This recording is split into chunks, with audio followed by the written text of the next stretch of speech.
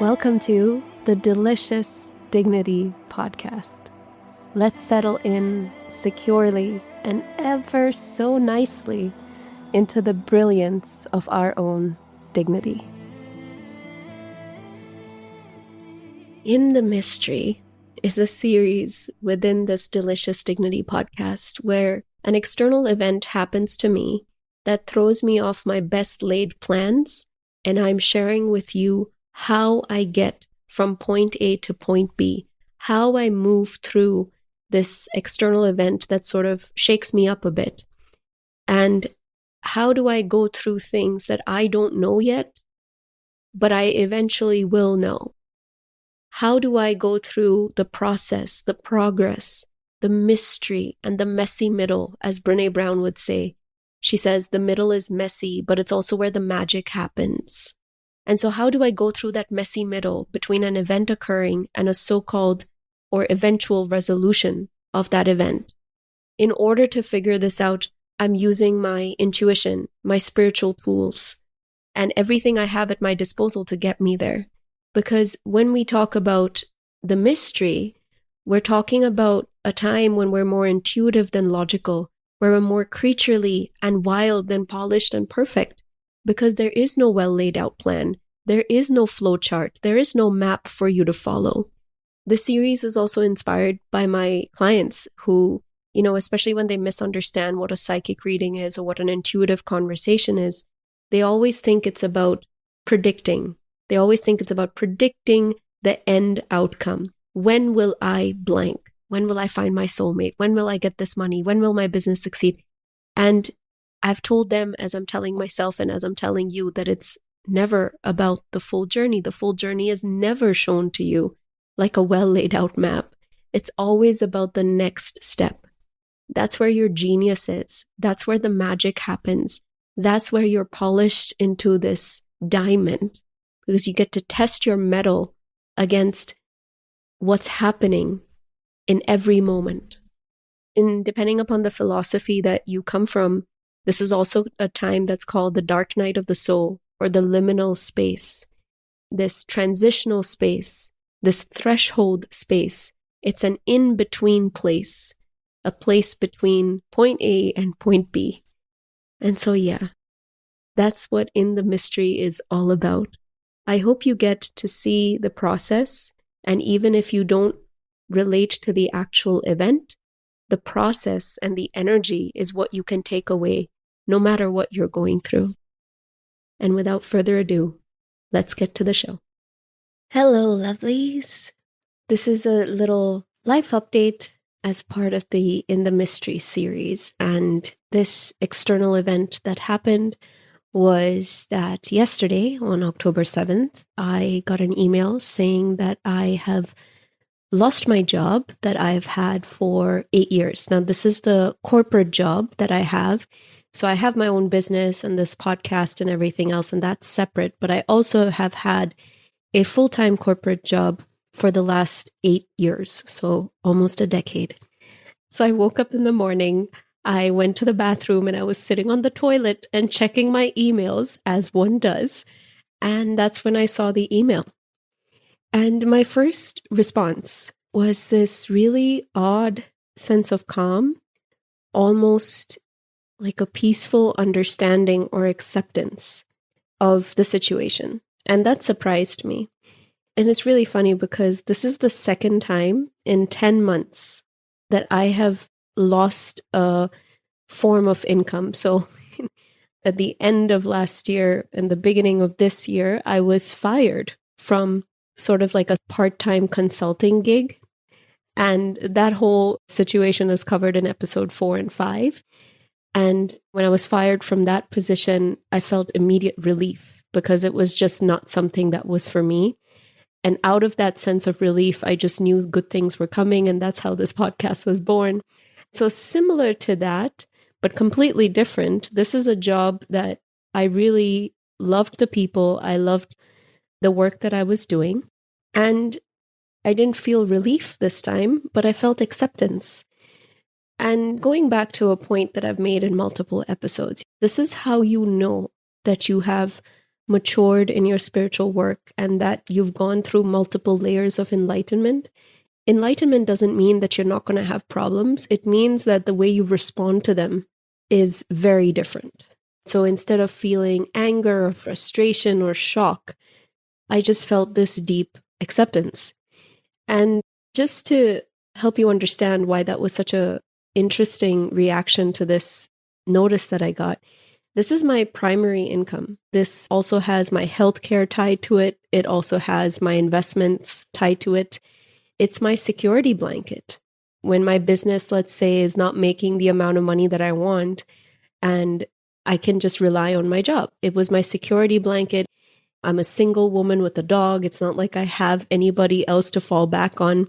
And I had this emotional attachment with my manager, my team, and my broader team.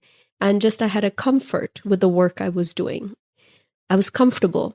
For that to be ripped out from underneath me, it should have been a reaction that was not acceptance, that was not calm, but it was. And I've been without steady income before for about 1.5 years. But when that happened, it was my choice. It wasn't somebody else's choice. So this will be the first time in a long time that I have not had steady income. So yeah, that was the first thing I noticed when I got this email notification. And about 2 or 3 weeks before this email came, I kept feeling this sense that I wanted to do my year-end rituals that I always do to complete the year and start the new year fresh. And I was feeling this energy at the end of September. And I kept wondering, I was like, why does it feel like the new year is already going to be beginning for me? I felt like something was in the air. I just thought that the way my mind rationalized it. So my intuition was saying, oh, something's coming, something's in the air. There's a new life beginning. But the way my mind rationalized it was, oh, maybe the new year is coming early for me, and maybe it's just time for me to do my rituals now. I just sort of brushed it aside. And for about 1 year or more, I've been telling so many people that I feel like I'm going to get let go. I feel like I'm going to get let go. So I felt on some level something was happening, but I didn't really take my own intuition seriously in a way. It was kind of like I wanted to believe what I wanted to believe. So that was the first insight that I had from this whole experience. And, a side note, for a long time, when I was a baby intuitive, when I was just starting to learn about intuition, for a long time, I would wonder whether I was manifesting things or that I just have this sort of mini power of prophecy and I just knew things were coming, or I could feel it in the air. I could feel the sensation of what was coming.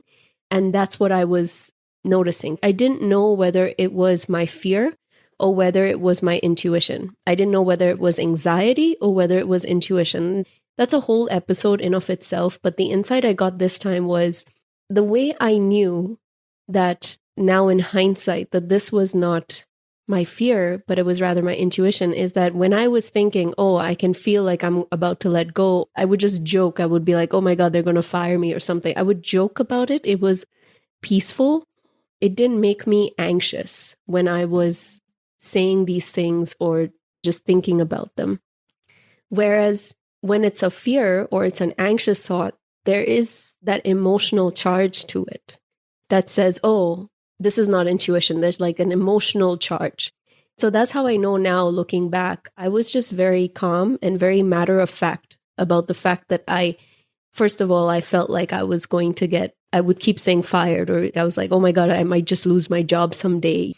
And the second time that intuition struck was 2 weeks before I got the email where I sensed that, oh, there's a brand new journey that I have to begin now, even though it's only September and I usually do these rituals in December. That's a side note in case you're wondering whether, is it intuition? Is it my fear? Is it intuition? Is it my anxiety? That's one way to tell. And again, I'll do a whole episode on this with more ways. But that was the insight I got just sitting on the toilet with this email in my hand, reading the email.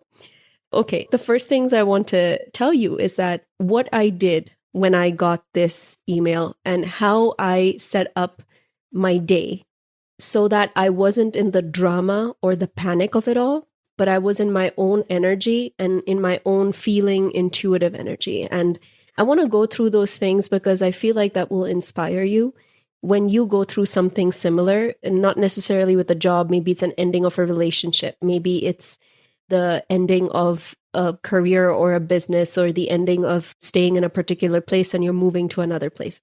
There are all kinds of ways and life events that also relate to this, but I'm going to talk to it from the lens of losing a job I've had for 8 years. So the first thing I did when I got this email and I got up off the toilet, I told my close friend and no one else. So I only told one person, and I texted her and I sent her the email, and I started brushing my teeth. And while I was brushing my teeth, she called me and we talked through it. And I even told her, I said, I just feel calm. And this is someone who has also been through the same experience of being let go unexpectedly. So I knew she would understand. So that's very important. I didn't tell the whole world immediately. I just told this one person. That was my only thing that my intuition wanted to do. It just wanted to tell her. Instinctively, I just sort of knew that this is not a time to tell everybody about what was happening, that I wasn't in the right frame of mind, and I also didn't feel like this was something I needed to share.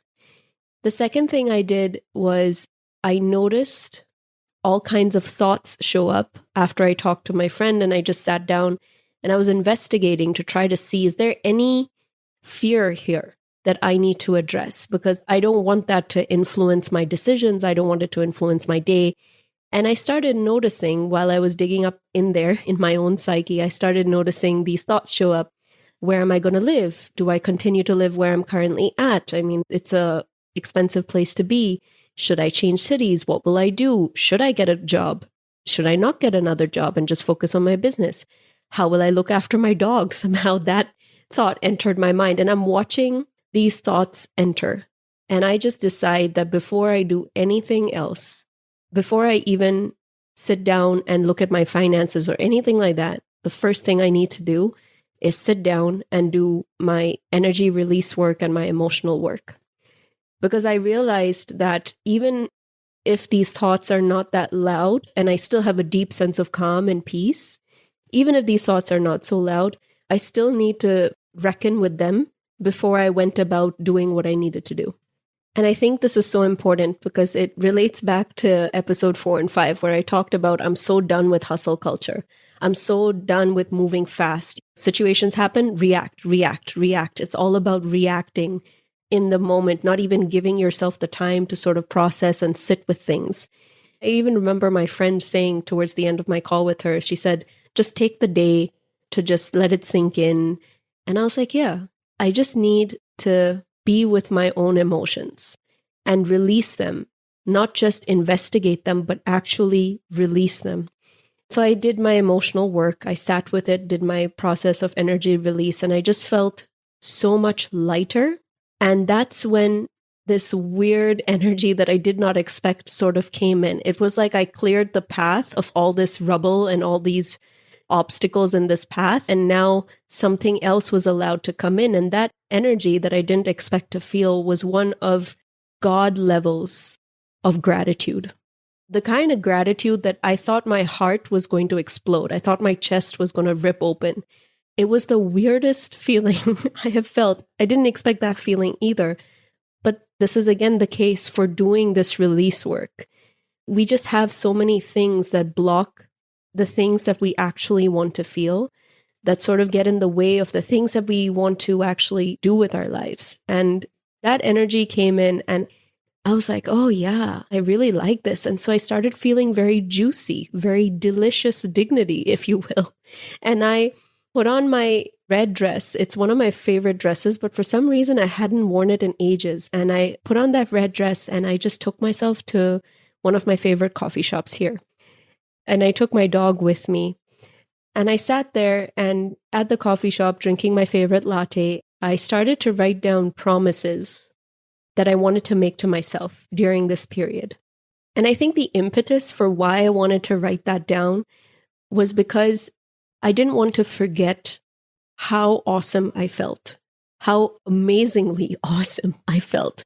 Talk about being lit up from the inside out. I was feeling so good.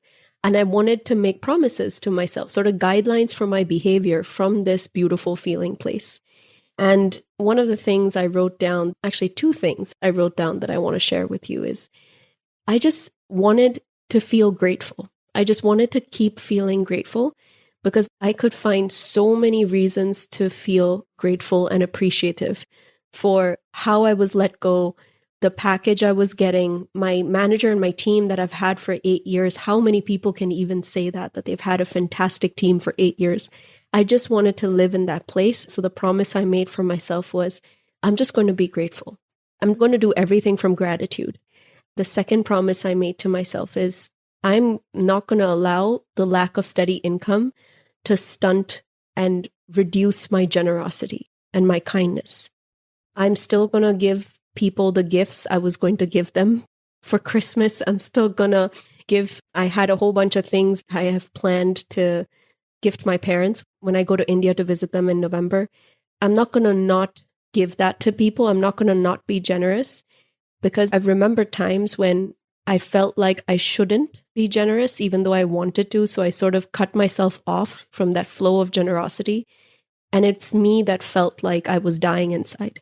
So I just decided that absolutely not. I'm still going to be kind and generous. I'm still going to enjoy giving gifts like I always do.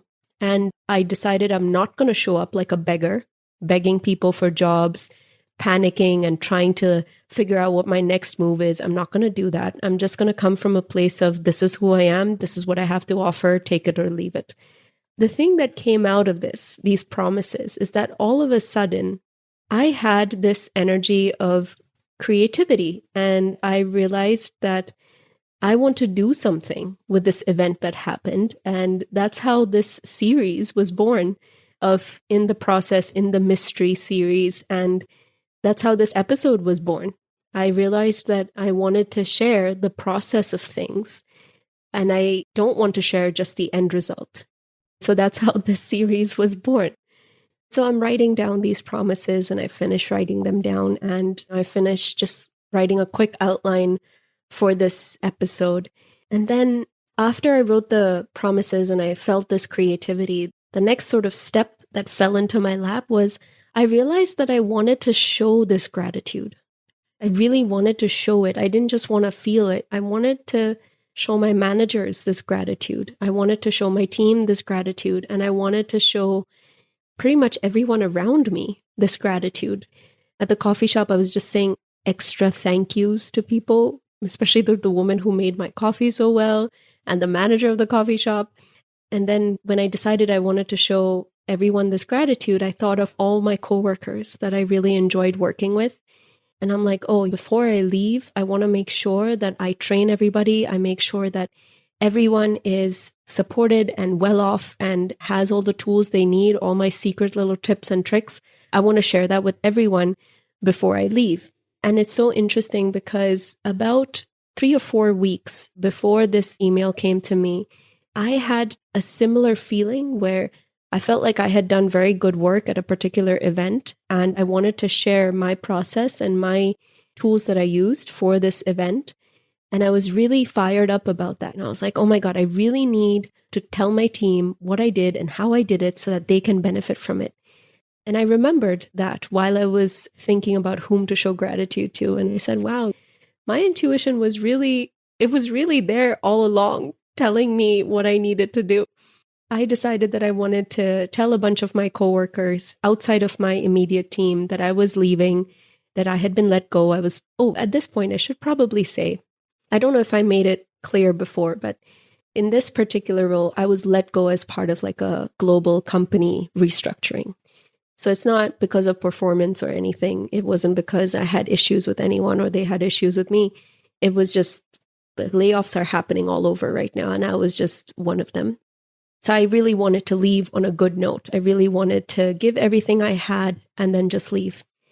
I sent out a bunch of emails trying to finish up what I needed to do. And I can't go into too many details about the package I received and everything, but suffice to say, I have a lot of time, a lot of paid work time that I'm getting in relation to my job and finding a new job. So I have a lot of time to clear up my work and find a new job within the company if I wanted to. But I wanted to take that time to also clear up and pass on all the knowledge that I got. And that came from this place of gratitude. And then I realized that, I had this small thought of my inner critic, shall we say.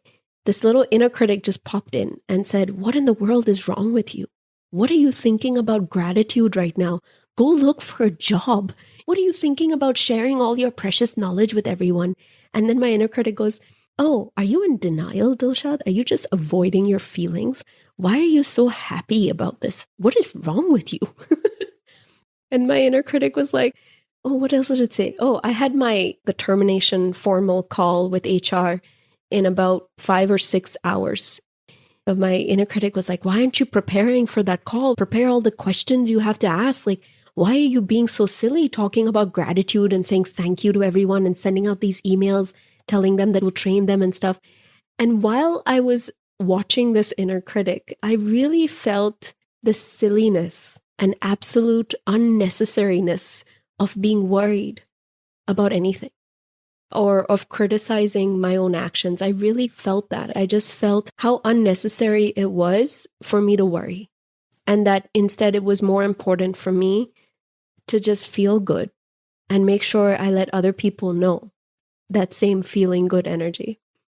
And so I contacted everyone I knew to finish up my obligations. I really wanted to leave feeling completed.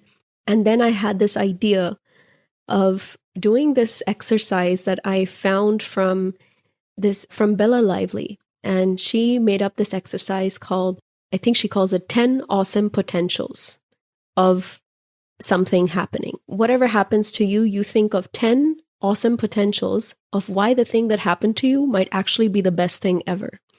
So this is just letting your imagination go wild so you're not so stuck on the event that happened, but rather than thinking about how this event might actually be the best thing that ever happened to you. And I already had this feeling, this thing that's come into my life is making space for something else to come in. This is, of course, a year of feeling good. I decided to use this exercise and see what I could come up with of 10 awesome potentials of me being let go. What are the potentials of that? What could possibly happen because I was let go? Or what could happen that is better or just as good as being let go? There are 10 things that I came up with. So the first thing was my investments might skyrocket and I might become a millionaire overnight. That could happen. Someone hears about the fact that I've been let go and they might just hand me a job like a Christmas present. That could happen. That has happened to me before, and it's happened to me in other areas, so I know that can happen. This podcast takes off and I have time to deal with sponsors now that I've been laid off and guests and producing better and better episodes because I was let go. That could happen. My business might take off and I might have so much more time now to do one-on-one sessions. Before I would do one-on-one sessions really early in the morning before I started my job, or really late in the evening after I finished my job, or most of the times I would spend my weekends doing one-on-one sessions. And now I have all this. I have so much more time to do one-on-one sessions. That could happen. I may take a few months off and just enjoy hiking with my dog at all times of the day instead of doing it in the morning or in the evening or reserving it for the weekends. That can happen. And this is where I start getting wild with it. I meet my soulmate who is filthy rich and he just goes, you don't need a job. And we'll just end up traveling the world in a private jet. And the only reason we have a private jet is so that my dog, who is a short-nosed breed, and his breed is not allowed on planes, he can come with us. And that's why we have a private jet just for me and my dog. And that could happen. Someone just hands me $10 million. And as I wrote that down, a hummingbird flew by as I wrote that down. And they just hand me $10 million from a secret trust fund that I never knew existed. And now I don't need a job. That could happen. I get a new job and the new job is so absolutely perfect for me. And I have an even more awesome team and it lets me be creative and funny and I'm teaching and I'm learning. So I just get a new job that's awesome. And then I'm challenging myself to go even wilder. And I say, oh, I'm hiking and I randomly find a suitcase full of diamonds and gold bars and I'm set for the rest of my life. And I can hand my friend who is opening a coffee shop, I can hand her some of the money that she needs to open her coffee shop and fund and be like a angel investor in her business because I was hiking after I was let go. That can happen. I invent something that needs me to work on it full time and it pays off quadruple the investment that I put into it. I get paid to write articles and travel the world with my dog and review restaurants. And that can happen. It's like permission to stretch your mind and not have it focus and obsess about the event, but rather the gifts of the event. And of course, none of these might happen, or all of these might happen, but it might not be probable, but it is possible. And it's a way for you to stretch your brain so that you don't focus on the negative, basically. And it puts you back into a field of excitement and gratitude. So feel free to use that exercise yourself if it aligns with you. After I wrote this list down, I was working on my regular job and I was just finishing up some things. And I had my call with HR. And I was in this really big, grateful place. And the first thing I was asked was, do you have any questions? And I was like, actually, just let me please thank you. Let me just thank you for being such an awesome manager. Let me just thank you for how much fun I had on this team. Let me just thank you. And I have to say, if you're thinking that this is only because I had an amazing team and I had so much to be grateful for, and that's why I was able to thank people, that's not true. Because even in the position I had, it wasn't a position, even in the short time consulting gig that I had last year, I made sure to leave with gratitude. And I thanked everyone that I sincerely felt gratitude for before I left. So this isn't just something you do because the circumstances were what they were. In this case, yes, I had a lot to be grateful for. And so I was able to show that gratitude. But you can also have gratitude for something that, wasn't exactly perfect. There's always something that was a gift to you that you can recognize and reflect that back to the person. In this case, it was my manager's manager. So I expressed that gratitude to him. And I only needed 10 minutes before the call to prepare my questions. I asked all my questions and we were done. And then I had another call with my direct manager. And again, the first thing I did was express gratitude because I was just so filled with it. And she offered to make some introductions, which seemed to yield some fruits. But before I even talked to her, from all the gratitude emails that I sent out before, offering people my knowledge share and all my tips and tricks and everything I know, offering to train them, this was less than maybe 5 hours after I got the notice that I've been let go. Less than 5 hours later, I just randomly got an email from someone saying, I'm sorry to hear that you've been let go and I really enjoyed working with you. And in case you're interested, here are some positions that I think you'd be a great fit for, and I'd really like to talk to you about them. And I was like, wow, I didn't even ask for this. I didn't even try to put it out there. I didn't even have a resume. There was nothing. They had just worked with me before and they just offered me these positions, and not offered me, but like they said that I'd be a good fit for them. They're happy to make introductions and they're happy to interview me. And even though the positions are not for me because they're sales related and I'm not interested in them, I know that information can now help some of my other team members who've been let go. And I can help other people with that information. So I was, again, filled with more gratitude for that. And after I talked to my manager, I treated myself to, there's this sparkling water I really like. It's this mineral sparkling water. I only get it at one location in Sedona. So I went there and I got my sparkling water, and then I said, oh, what will be fun for me to eat and treat myself? And I got myself Chipotle because that just sounded so good to eat. Chipotle is this chain restaurant for Mexican food, or their version of Mexican food, you can say. I just set myself up and I treated myself so well. And I was just thinking to myself and giggling. I was like, in the past, I would have punished myself. I would have blamed myself. I would have been embarrassed. Yeah, I just would have been so ashamed. But I was doing the opposite of that. I was celebrating everything. Every chance I got, I just celebrated. And then while I was eating my Chipotle, my parents called. And that's when I texted them a few hours before that saying that, hey, just letting you know that I've been let go. And the only reason I told them was because I knew I wanted to record this episode and I didn't want them to find out through my podcast that I've been let go. So I decided to tell them. Apart from these 3 people. It's still not told anybody really. So yeah, it was a beautiful day. And despite the shock of it all, it ended up being really productive and generative and beautiful and easy, just easeful. And with that in mind, I just wanted to tell you what I didn't do, because that's so important, because I think it really affected everything. I did not try to fix anything. I did not go into fix-it mode. I didn't try to find a solution. I caught myself trying to look for jobs on the company website. And I was like, no, I'm not going to do that. This is not the time for that. This is not the time to panic. This is not the time to look for other positions. I'm just going to take it easy, because I really did not want to make looking for a job into another job.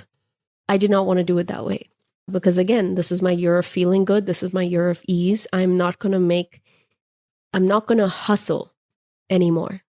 That doesn't mean I'm not going to make effort, but I'm not going to hustle. I didn't go into my feelings of being abandoned or rejected or cast out or being ashamed, embarrassed, or anything like that. It was like this feeling of just wanting to treat myself really well. When I caught the thoughts of trying to figure out, am I going to stay in the US? Or am I going to go back to India now? How is this going to work? Should I get another job? Should I just be with my business? Like, all these questions did pop into my head, but I just decided I'm over it.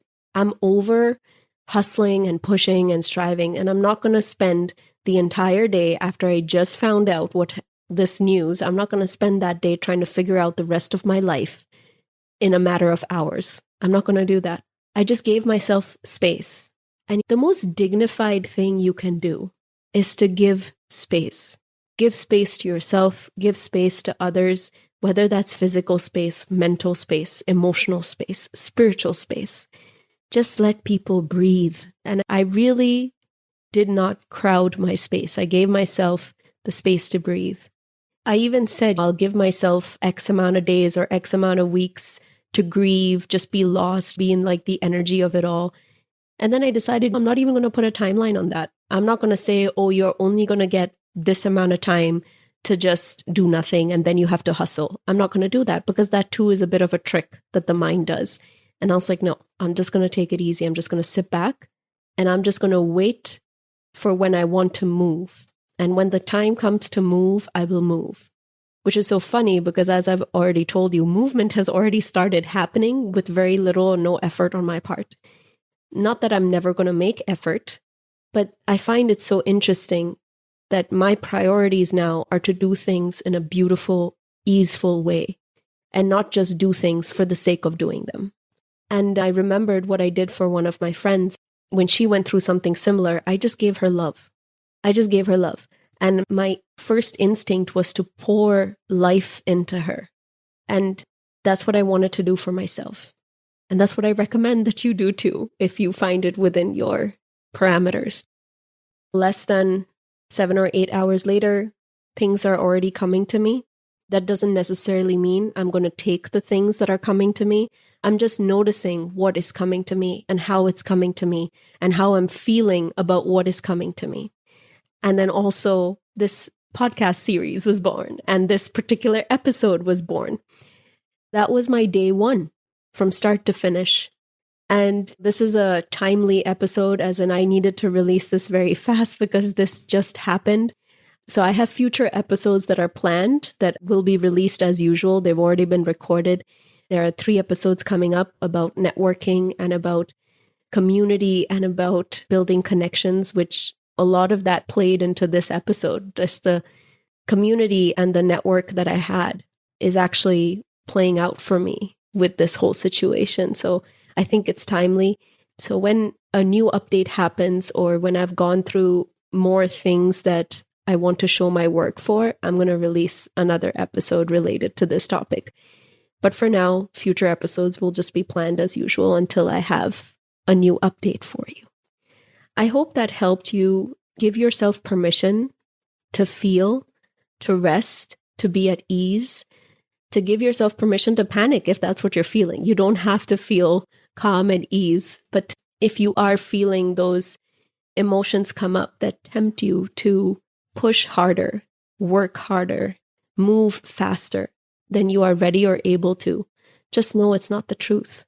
And that there's things to release here. There's things to acknowledge here. There's things to work with here before you go into action and taking action.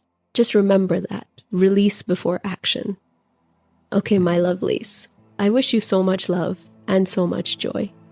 So my lovelies, may all your perceived losses turn into food, turn into fuel for your dignity and your aliveness. Much love to you. Bye.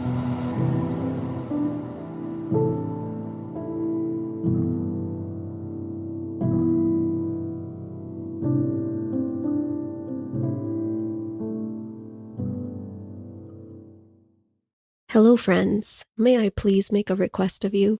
If you really love and want to support the show, can I ask that you leave a written review?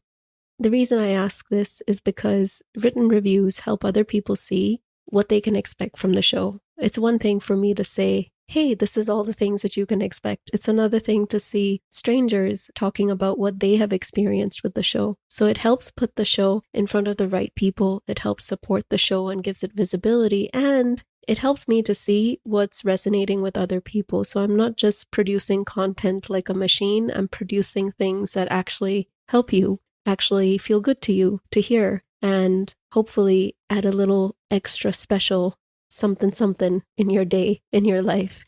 And so yes, please consider leaving a written review. Thank you so much if you do. Bye.